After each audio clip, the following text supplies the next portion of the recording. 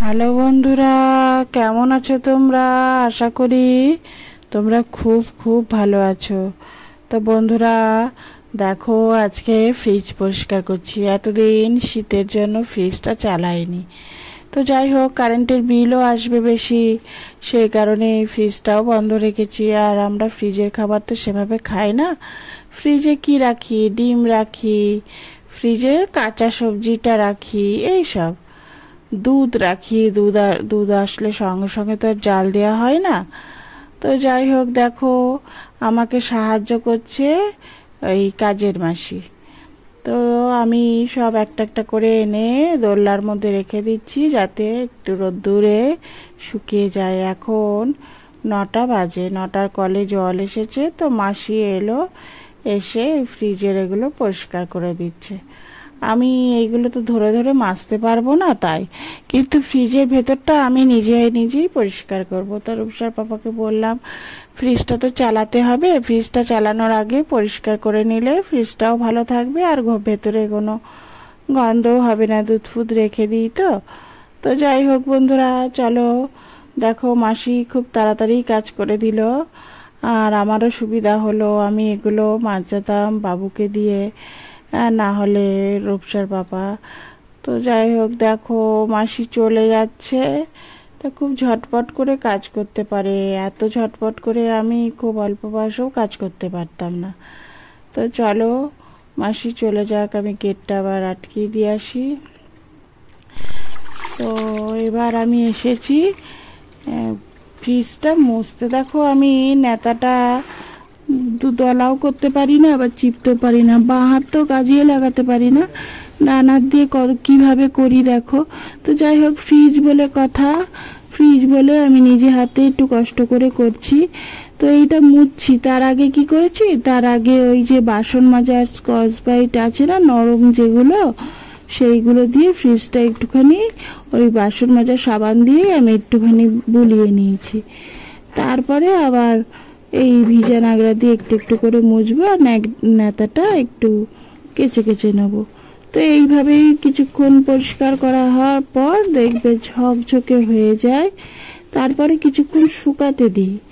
শুকাতে দেওয়ার পর যখন একদম ভেতরটা খুব সুন্দর করে শুকিয়ে যায়, তখন কিন্তু আমি সব জিনিস ভেতরে ঢুকাই, মানে ফ্রিজের যাবতীয় যে আইটেমগুলো ভেতরের আছে। তো আমি তো দেখলে ওখানে দোলাতে রেখেছি, দেখো কসবাইট দিয়ে আমি ভেতরটা অল্প করে আলতো করে বুলিয়ে নিয়েছি। আমি আবার খাবার সোডা আর ভিনিগার দিয়েও কখনো কখনো পরিষ্কার করি। তো আজকে আমি এইটা দিয়ে করেছি, তাই তোমাদের দেখালাম। তো দেখো, ফ্রিজ রেডি হয়ে গেছে, পরিষ্কার হয়ে গেছে, আমি এনে ঠিকও করি। হ্যালো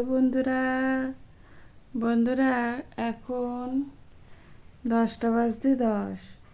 তো একটু আগে দেখলাম বাইরে টুকটুক করে বৃষ্টি পড়ছে, মানে ঝমঝম করে না, অল্প দু এক ফোঁটা ওই টিনের ঘরের আওয়াজ থেকে আওয়াজ আসছে। তো যাই হোক বন্ধুরা, আজকে অনেক কাজ করেছি। ফ্রিজ তো পরিষ্কার করা দেখালাম, তারপরে দেখাতে পারিনি কি বলো তো, যে কম্পিউটারের বারান্দাটা আছে, সেই কম্পিউটারের বারান্দা থেকে কম্পিউটার নামিয়ে ওখানে কম্পিউটার ঝেড়ে পুছে ওই করে ওই কাজটা। তারপরে আমার কম্পিউটারের উল্টো দিকে দেখেছো কাপড়ের একটা শোকেস মতন আছে, তো ওইটা আমি ওর মাথাটা পরিষ্কার করে দিলাম একটু ঝাঁটা দিয়ে ঝেড়ে, আর খবরের কাগজ পেতে। ওখানে আমার না গাছের অনেক সার রাখা আছে, অনেক ওষুধপত্র, তো ওখানে ওগুলো সুন্দর করে সাজিয়ে দিলাম। আর বাদ বাকি বাবু সবই করেছে। আবার লাল বারান্দার কাজ, ওটাকে আমরা লাল বারান্দা বলি, আবার কম্পিউটার বারান্দা বলি। দেখবা বারান্দার মেঝেটা না লাল রঙের, তো ছোটোবেলা থেকে বাবুর লাল বারান্দা বলে আসছে, তাই ওটা লাল রঙেরই, লাল রঙের বলে। তো ওটা লাল বারান্দাও বলে, আবার কম্পিউটারের বারান্দাও বলে। তো যাই হোক, এটাও লাল রঙের, এই ঘরটাও। তো এই ঘরটাও পরিষ্কার করেছি। একটু কোনায় কোনায় ঝুল হয়েছিল, কিন্তু শুধু কি ঝুল, এই শীতে কিছুই করতে পারিনি সেভাবে, মানে এত ধুলো ঘরের মধ্যে হয়ে গেছিলো, সেগুলো সব ঝাড়লাম, ঝেড়ে মানে কিছু কাচাকুচি করিনি, সব ভিজিয়ে টিজিয়ে দিলাম। রূপসার পুতুল টুতুলগুলো খাটের তলা দিয়ে পড়ে গেছিলো। তো এইভাবে অনেক কাজ করেছি, করা টরার পর তারপরে আমি তো জানি আমার অ্যালার্জি হবে।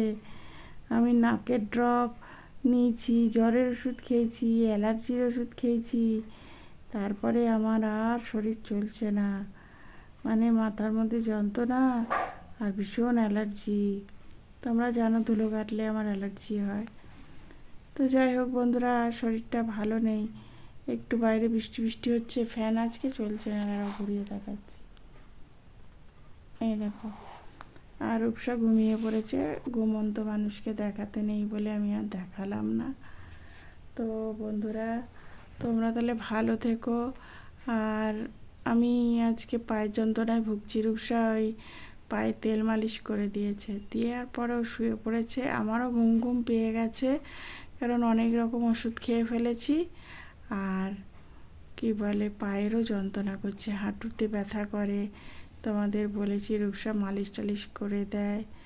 তো আজকে ভিডিওটা ছোট হলো, আমি ভেবেছিলাম অনেক কিছু দেখাবো, তখন না আর ইচ্ছা করছিল না। যে নোংরা ঘেটেছি, কি অবস্থা হয় আমার যখন ধুলো ঘাটি। ছেলেও করেছে, আমিও করেছি। রূপসা এসব ছোটো মানুষ তো, রূপসা পারে না। আর রূপসার বাবাকে বলি না, কারণ ও সারা জীবন কষ্ট করে চাকরি করে এসছে, বাড়িতে এসেছে, আর ও সুগারের পেশেন্ট। আমি এসব কাজ বলি না, হয় লোক দিয়ে করায়, আর তা নাহলে ছেলে আর আমি করি, না হলে মানে পড়ে থাকে, তবুও রূপসার বাবাকে বলি না। যাই বন্ধুরা, ভালো লাগছে না শরীরটা, ঘুমও পেয়ে গেছে। তোমরা তাহলে ভালো থেকো, আর আমি আবার নেক্সট ভিডিওতে নতুন কিছু নিয়ে আসবো। ভালো থেকো বন্ধুরা, দেখা হবে আগামীকাল নতুন ভিডিওতে। Bye, good night. 10টা বেজে গেছে।